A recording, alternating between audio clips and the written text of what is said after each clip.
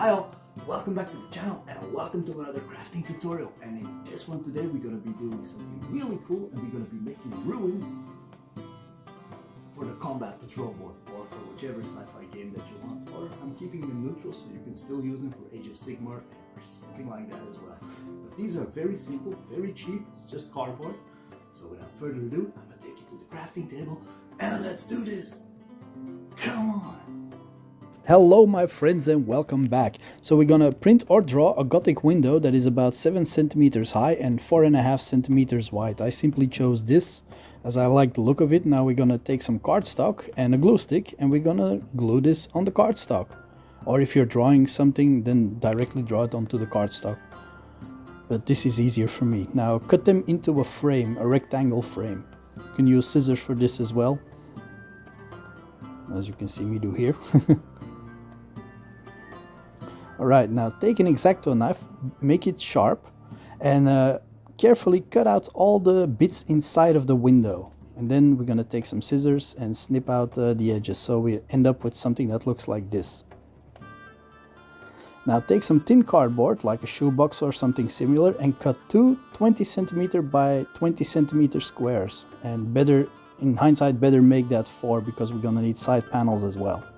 Now both from left to right and right to left measure 6.5 centimeters on each side. Then draw two lines from top to bottom on the 6.5 centimeter mark. Now on the sides I'm gonna measure 2 centimeters from the bottom and mark that. I'm gonna draw a line as well. Now mark 1 centimeter on the edge and next to each of the two lines you previously drew, except from the center one. We're gonna mark 0.5 centimeter in the center, but here we're gonna measure 1 centimeter, as you can see here as well. And we're gonna draw the lines, do the same for the other side as well. Like so. Now in the center I'm as I mentioned, using just 0.5 centimeter, but the sides are 1 centimeter. So 0.5 centimeter here and 0.5 centimeter here. And sorry for repeating myself, but it is important. All right, draw these lines as well. Cool. Now I'm going to trace the windows from the top of the 2 centimeter line on the left and on the right of the windows.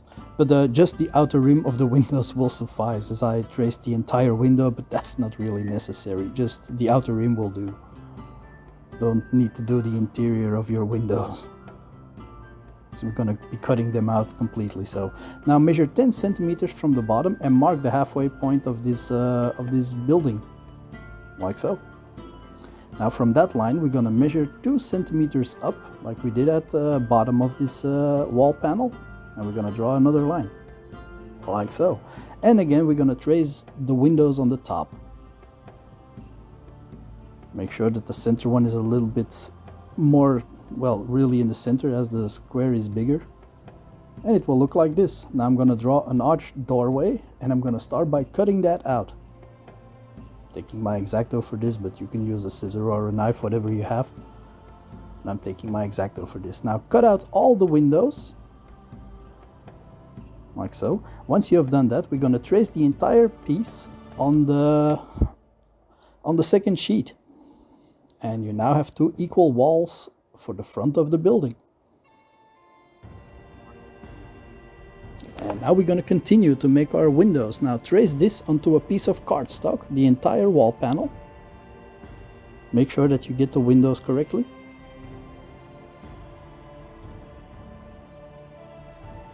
Alright, now we're going to take our window template and trace this onto the cardstock windows. And then we're going to do exactly what we did before, cutting away the windows and also the doorway. But leave 0.5 centimeter from the edges. That's important. Leave 0.5 centimeter on each edge. Same for the windows, we're just going to cut out the interior parts of the windows. So first I'm cutting away the doorway, as you see me do here. Alright, now very carefully cut out all the window interiors, leaving the outer rim visible, just like we did with the template. You can see where I'm going with this, right? And it looks cool, doesn't it? Once we sandwich it in between. Nice. Alright, next I trace the building front 2 more times on a tin cardboard for the other side wall, but you probably already did that. And I do this without a doorway. Now I'm gonna glue the cardstock in between the 2 wall panels, and I also repeated this for the second wall panel as well. So I redid the cardstock and we're gonna sandwich it together and we'll end up with 2 walls like this.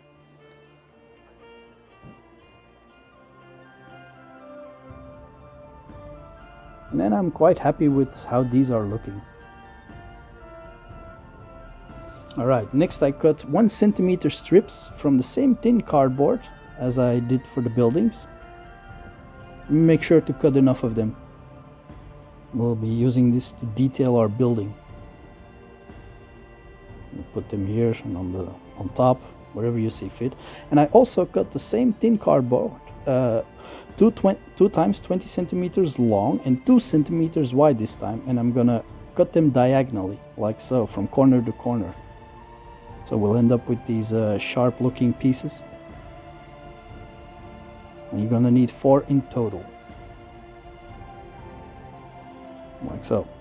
Next I glue down my 1 centimeter strips on the building. I'm just using PVA glue, and with the hot glue I will glue on the diagonal strips on the side here. The smaller piece on the top and the wider piece at the bottom. Like so.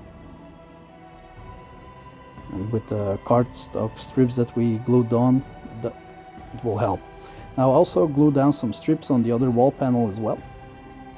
Just some 0.5 centimeter strips or 1 centimeter strips to add more details. Now I cut 3 strips matching underneath the windows, and I'm gonna glue these as well. Extra detail can never hurt. It's optional of course, but it can never hurt. Nice. Alright, now I cut 2 1.5 centimeter strips to cap off these tilted angles that I've made. Like so. Sticking that down with hot glue. You could use white glue, but I'm going for speed and I'm going for hot glue. And it should look like this now. Down goes the wall. Alright, now I'm going to glue some extra 1 centimeter detail strips around the building at the bottom, wherever you see fit. Same here. Next I take corrugated paper and cut them 20 centimeters long and about 10 centimeters wide, and I'm going to use this as decorative pillars on the side of the buildings. Make sure that they are the same height as your walls, and take your scissors to it. Taking 2, and then I'm going to roll them up very neatly like so. They will come here to the side. Now I'm using some 1 centimeter strips, and with some hot glue I'm carefully folding this around the pillars to keep them secure, but you can also put some extra hot glue on the inside of the pillar to make sure that it does not pop open. And then we glue them to the side. Now I'm taking some cardboard pieces for the windows, and I'm going to use them as window tills, just 1 centimeter strips. Do that on both sides. Now if you want to create a ruin or only one side, then cut it the way you see fit. Otherwise, follow along as I do next. But before we continue... Hey guys, this is the part of the video where I ask you to please leave a like, comment, subscribe, or share this video out there with somebody who you think might like this stuff. I appreciate all of your support, guys, and a quick word from this video sponsor. The Spelfanaat, my friendly local game store. It is an amazing store with a big community and great people. There are many game nights, and if there is anything you need, no matter what type of games you like, be it D&D, Warhammer, board games or card games, the people are always willing to help you find whatever game you are looking for, and they can give you all the info that you need. So thank you Spelfanaat for always sponsoring my videos, and I'll see you guys soon, alright? Now back to the video. Next I'm gonna divide where I want to crack my ruin and cut that out with some scissors and with a knife. Now that gives me 2 equal parts for one on the left side and one on the right side, like so. Just make sure that once you cut through the sidewall, you cut it nicely in the center of the top. Next, I'm cutting out some cardboard that fits inside of this ruin, and I'm gonna draw in some cracks where I'm gonna cut that out where the floor has been destroyed, and I'm gonna hot glue this into position. And also some triangle supports, but I'm gonna hot glue this at the 10 centimeter mark where I previously marked the halfway point of the building. If that makes any sense, just glue it in the halfway point of the building. Just stick some hot glue on it and stick in the floor. And then cut some triangles, glue them underneath for support, hold that into position. I'm cutting some squares to later cut as triangles. It will just give an extra bit of support for the floor. Due to the hot glue, it is sturdy enough, but better safe than sorry, right? And you can cut in or glue in more details if you want, of course. Now I'm also going to stick some broken floor pieces on the top of the building, and I'm going to stick down some roof cover walls on top as well. Just with offcuts of cardboard, sticking that on, gluing that down. Don't have to do this, but just adds more to the building, and it gives another floor of models to stand upon. I'm quite happy with this. I'm capping off this top here with another cardstock strip. The more details, the merrier, right? Cutting away some hot glue bits here.